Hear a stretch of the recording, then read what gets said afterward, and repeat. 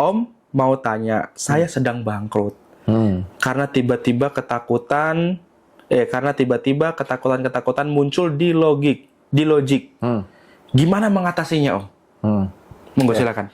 Oke, nah.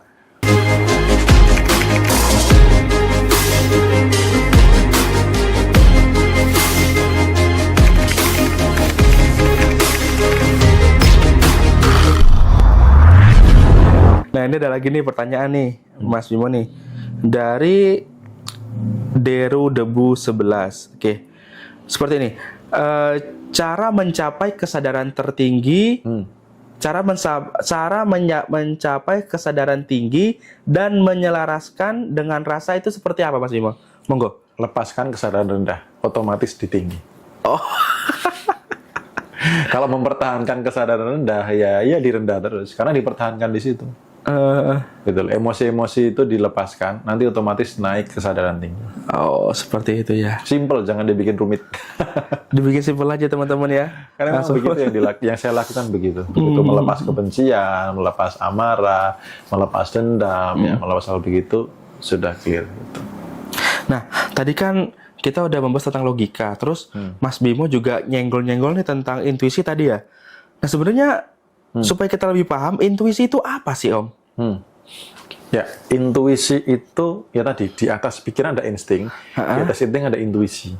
Intuisi itu seperti kayak hadir dari dunia lain gitu loh. Seperti bukan dari diri. Seperti, tapi padahal dari diri gitu. Dari diri yang sejati. Dari diri yang sejati. Apalagi higher itu? Self. Higher self. Diri sejati itu gini. Nanti di istilah itu kan ada membahas itu juga. Nah, gini. Higher self itu adalah pada saat manusia diciptakan, ditiupkan apa? Ruhnya. Iya. Berarti ada ruhnya di dalam diri. Nah, ketika ruhnya ngasih tahu, itu yang dinamakan salah satunya intuisi. Oh, gitu. Aku harus ke sini, harus ke sana, harus ketemu ini, harus belajar ini, harus baca buku. Ada dorongan kuat.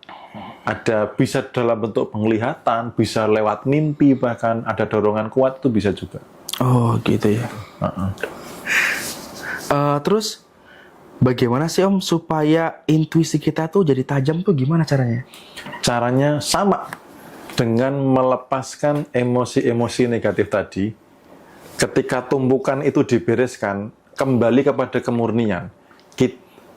Si higher self itu jauh lebih aktif gitu, lebih dominan. Karena itu jadi sebenarnya nanti teman-teman akan menemukan kok caranya gitu-gitu aja, ya memang begitu. Dan harusnya begitu.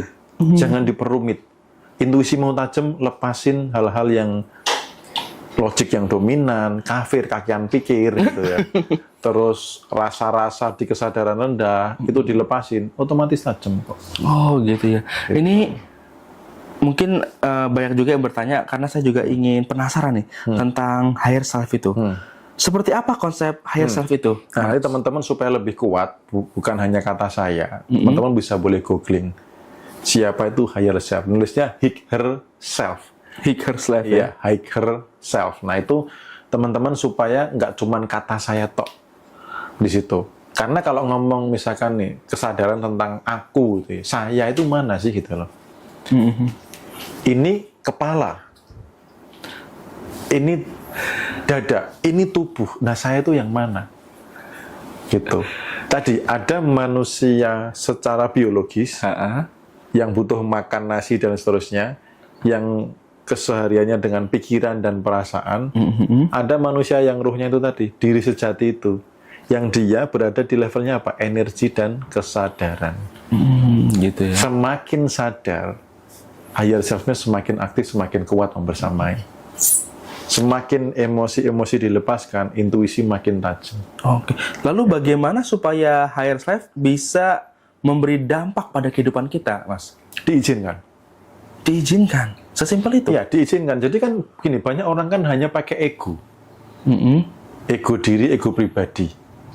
Tapi dia tidak, yang ruhnya tadi, tidak diizinkan menguasai diri sepenuhnya. Coba kalau diri dikendalikan oleh ruhnya yang ditiupkan, kehidupan kayak apa, bro? Sudah bukan rata-rata lagi. Karena yang mendrive kehidupan ruhnya langsung. Udah di atas normal ya. Iya. Di atas normal. Wah, luar biasa. Makanya jangan sombong di hadapannya. Kita bukan apa-apa kalau di Iya. hadapannya ya. Ya, Tuhan setiramu rapi enak tak nyetir dewe gitu. Aduh. Gitu. Jadi sadari, mintalah supaya higher self lebih dominan menguasai hidup Anda. Supaya ruhnya, bukan ego-ego diri manusia kedagingan ini tadi yang dipenuhi dengan emosi-emosi tadi. Kita dilepas kembali kepada titik kemurnian yang itu adalah higher self ketika menguasai diri, mendrive, memberikan petunjuk, ngasih mapnya, kayak apa coba hasilnya. Aduh, luar biasa sih. Itu. Oke, Mas Bimo, ini sebelum kita tutup live kita jawab pertanyaan dulu ya buat beberapa teman-teman ya. Coba jawab yang dari bawah bro, biar nyambung. Oke, ini Scroll langsung ke bawah. Dari Iya. bawah atau dari atas? dari bawah. Dari bawah, oke. Ini ada dari Tri ya, dari Bu Tri. Bagaimana cara melepaskan emosi, Mas, katanya? Ya, cara. Jadi teman-teman kebanyakan kan terjebak di cara. Cara itu boleh, tapi yang terpenting di balik cara adalah keputusan. Keputusan. Adalah niat. Gitu loh. Jadi misalkan marah, kan banyak orang yang sengaja menjaga, bro. Saya putuskan melepaskan rasa marah. Berhenti, lepas. Itu bisa lepas, apapun caranya. Tapi kalau mau dirunut, yang pertama adalah silahkan akui bahwa diri Anda, misalkan contoh marah ya, akuilah bahwa Anda sedang marah. Sadari bahwa Anda sedang marah. Oh, aku lagi marah ya. Ya, akui, sadari, lalu terima. Oke, ini rasa marah, saya lepaskan. Lepasinya gimana? Ya sudah, saya putuskan untuk melepas rasa marah ini. Tarik nafas panjang, lepaskan.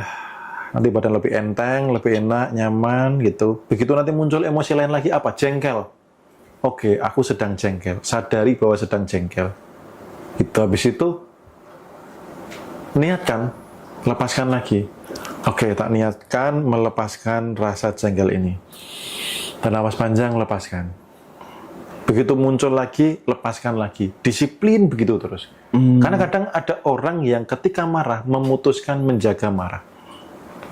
Ada yang gitu ya? Bahkan ada yang tidak sadar bahwa dirinya sedang marah. Sedang menjaga itu. Marah itu kalau nggak sadar bahaya, bro. Bisa membabi buta, bisa melukai, bisa ujung-ujungnya penyesalan. Tapi kalau sadar sedang marah, aku kok marah ya? Mau seberapa lapang aku marah, seberapa efektif aku marah, tujuannya untuk apa, habis itu selesai. Tapi kalau sebelum itu bisa disadari, diakui dan dilepaskan, itu oke. Karena kita sejak kecil diajari menahan, bro. Itu yang menjadi tumpukannya tuh lapisannya banyak. Cowok nangis gitu, kan suruh nahan. Nggak boleh nangis tuh ya. Nggak boleh nangis itu. Padahal senang lepasin Harusnya aja. dilepasin, diekspresikan, diputuskan. Kapan mau tak lepaskan? Nah, keputusan itu ditandai dengan waktu. Sekarang saya putuskan untuk melepaskan rasa marah. Nanti lihat aja. Karena itu harus dilakukan pas emosi itu muncul. Gitu. Kalau mungkin sekarang teman-teman tidak ada emosi apa-apa yang negatif, ya tidak bisa. Tapi misalkan ada yang sedang mengalami, misalkan sedih, ya sudah. Akui, terima, sadari, lalu putuskan untuk dilepaskan. Tarik nafas panjang, saya melepaskan rasa sedih ini. Jadi bukan peristiwanya, emosinya. Jangan fokus pada kontennya, pada peristiwanya. Nanti nggak selesai-selesai. Om, kalau ditinggal pasangan gimana? Om, kalau dikecewakan, kalau ditipu, itu nggak akan selesai-selesai. Emosi ditipu apa? Gitu. Karena misalkan gini, kecewa, emosi kecewa itu ya. Kecewa, marah. Kan peristiwanya bisa beda. Bisa dilecehkan, bisa disepelekan, bisa dibully, bisa ditinggal, bisa apa. Peristiwanya bisa beda-beda. Nah, orang kadang kejebak di konten peristiwanya. Padahal emosi inilah yang perlu dilepaskan. Ketika dilepaskan, ini apa? Sudah nggak berarti. Gitu loh. Pernah nggak misalkan gini, kalau sudah melepaskannya, peristiwa yang tidak nyaman di masa lalu, ketika diingat sudah netral. Dulu padahal jengkelnya kayak apa, tapi sekarang lihatnya kok biasa ya. Karena apa itu? Sudah melepaskan. Peristiwanya masih bisa jadi masih membekas dalam ingatan, tapi rasanya sudah netral. Gitu. Jadi ketika ada peristiwa apa, jangan fokus peristiwanya. Amati emosinya. Terima, akui, sadari, lepaskan. Lepaskan gitu ya, Mas ya. Oke, siap. Itu dilepaskan aja ya, seperti itu ya. Nah, ini mungkin pertanyaan terakhir ya, Oke. Mas Bimo ya, karena ini setelah saya lihat nih, sepertinya teman kita yang Nggak satu ini. berasa ya sudah jam 12 ya. Iya, makanya saya bilang ini pertanyaan terakhir. Dan juga ini karena sepertinya ini teman kita satu ini memang lagi butuh bantuan motivasi dari Mas Bimo ya. Ini maaf ya teman-teman ya, kita nggak bisa bacain semua pertanyaannya karena memang pertanyaan-pertanyaan seperti ini apalagi yang cenderung hal negatif itu bakal menguras banget ya, menguras energi kita banget, energi Mas Bimo juga. Jadi ini yang terakhir dan simak baik-baik karena ini bagus banget pertanyaannya. Siapa tahu suatu saat teman-teman mengalami hal seperti ini. Ini dari Pusat Produksi Laris. Nah, Om mau tanya, saya sedang bangkrut karena tiba-tiba ketakutan muncul di Logic. Gimana mengatasinya, Om? Monggo silakan. Oke, nah saya juga pernah beberapa kali ketemu dengan orang yang saya sedang bangkrut, saya sedang terpuruk dan sebagainya. Ya saat ini saya sedang bangkrut, saya sedang terpuruk. Solusi pertama adalah stop mengatakan itu. Stop mengatakan itu ya. Stop dulu mengatakan itu. Karena gini, saya sedang bangkrut, saya sedang terpuruk. Besok ketemu orang ngomong itu lagi. Besoknya ketemu orang ngomong itu lagi. Berarti Anda mempertahankan kondisi itu. Yang perlu dilakukan pertama adalah membuat frame waktu. Dulu saya bangkrut, kemarin saya bangkrut. Setelah ini, misalkan setelah live ini, setelah ketemu siapa atau setelah melakukan apa, kehidupan saya meningkat. Itu dulu yang dibangun. Karena keimanan itu adalah apa? Percaya dulu baru melihat. Gitu loh. Kalau atensinya kebangkrutan, tiap ketemu orang bilang saya sedang bangkrut, besoknya lagi di live orang lain ngomong saya sedang bangkrut, gimana caranya? Besok lagi di konten lain, besok lagi ketemu orang saya sedang bangkrut, apa yang terjadi? Berarti kan apa? Mempertahankan bangkrutnya. Benar. Gitu. Lalu jangan lihat kontennya. Dari bangkrut itu, emosinya apa sih? Lepasin. Kekhawatirankah, kecemasankah? Lepasin. Sampai diri tenang damai. Ketika tenang damai, satu, intuisi bisa mudah datang. Yang kedua, ketika kesadaran vibrasinya naik, ketika emosinya semua terlepas, kan kembali kepada mekanisme semesta tadi. Iya. Gitu. Dan logik itu membatasi memang. Mana mungkin? Kalau sudah begitu berarti sudah ngunci dong, sudah memutuskan untuk terus bangkrut dong. Ya benar. Iya kan? Tapi ketika melepas emosi tadi, itu membuka segala potensi kemungkinan terjadi. Oh, seperti itu ya. Iya, jadi teman-teman tuh hanya perlu membuka, diri terbuka terhadap segala potensi kemungkinan terjadi. Kadang teman-teman atau orang-orang banyak yang menutup itu dengan pikiran logiknya, dengan emosi negatifnya. Mana mungkin, sekarang aja bangkrutnya nilainya segini. Apa mungkin, dari mana datangnya? Berarti apa? Sudah menutup segala kemungkinan terjadi. Dan itu dia salah menggunakan logik ya. Ya. Nggak tepat di tempat yang itu, bukan itu ya. Iya. Di mata Sang Maha Besar, bukankah itu hal yang kecil? Makanya jangan sombong di hadapannya. Jangan sombong di hadapannya. Rendah hati di hadapannya. Serahkan kepada Tuhan. Iya. Serahkan kepada Allah. Karena dulu apa? Ketika saya punya masalah, saya serahkan. Ya Allah, ya Tuhan, saya tidak sanggup. Bereskan. Dan nggak ada masalah yang lebih besar melebihi kuasa Tuhan, kuasa Allah ya. Betul. Hanya Tepat kecil sekali. ya masalah itu ya. Oke. Itu yang terus dibangun.